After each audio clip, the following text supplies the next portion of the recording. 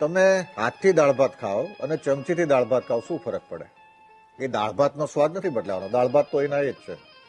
પણ આપણા ગુજરાતમાં તમે જ્યારે સાવ દેશમાં જતા રહો, ગામડે જતા રહો, તો જે લોકો ખરેખર હજી સુધર્યા નથી ને, એ લોકો હાથથી દાળ ભાત ખાય. પણ સંસ્કારી અને સભ્ય લોકો એને થોડાક ગવાર કે.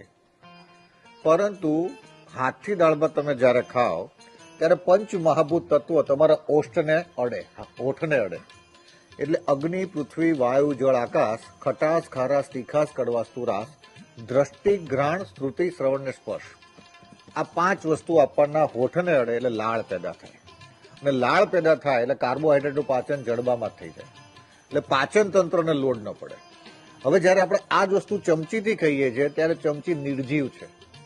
એ ચમચી જ્યારે હોઠને અડે છે ત્યારે લાળ પેદા, સલાઈવા જેને કહે છે, એ પેદા થતા નથી.